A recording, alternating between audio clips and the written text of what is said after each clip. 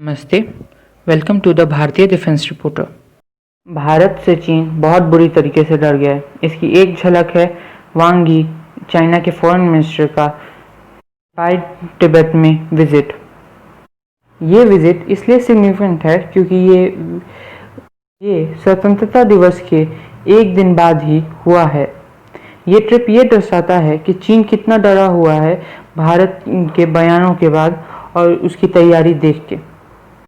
हाल ही में border roads organisation ने लद्दाख और एलएसी के पास कई नए ब्रिजों का उद्घाटन किया है और पुराने ब्रिजेस को फिर से रिस्टोर कर दिया है, जिसकी वजह से ट्रिप मूवमेंट बहुत आसान हो गई है।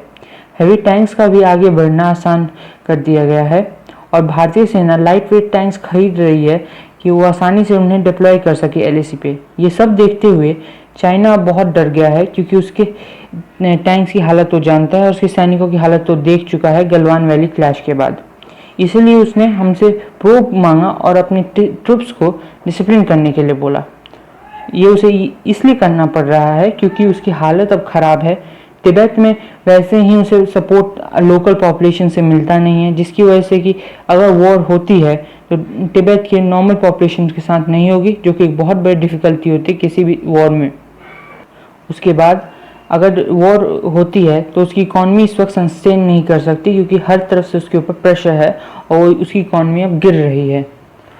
इसे गलत नहीं कहा जा सकता कि हाँ, भारत की भी इकॉनमी बहुत बुरी तरह से हिट हुई है, पर जिस तरीके से चाइना की इकॉनमी हिट हुई है कोरोना वायरस को बनाने के कारण, उस तरीके से भारत की इकॉनमी बिल्कुल भी हिट नहीं हुई है।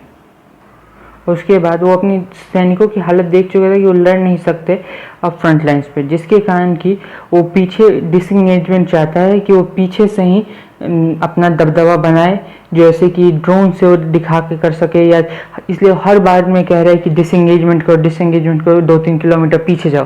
ये वो जानते हैं कि अगर क्लैशेस हुए और फोर्सेस आगे बढ़ के फिर से जून 15 लाइट क्लैश हुआ तो इस बार शायद से भारतीय सेना उसकी हड्डियों को तो पिछली बार तोड़ा गया था, इस बार शायद से उनको जला के ही आए।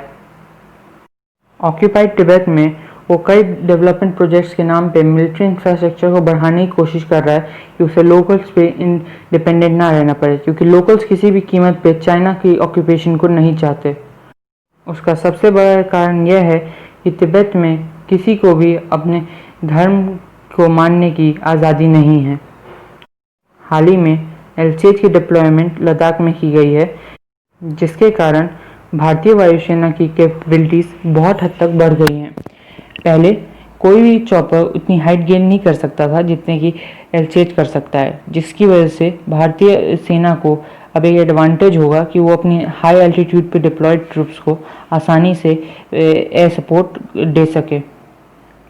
और ये चीन के लिए बहुत बड़ी परेशानी है कि उसे कोई भी हेलीकॉप्टर इतनी ऊंचाई पे नहीं उड़ सकता।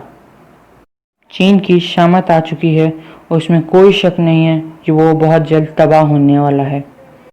जय माँ भारती।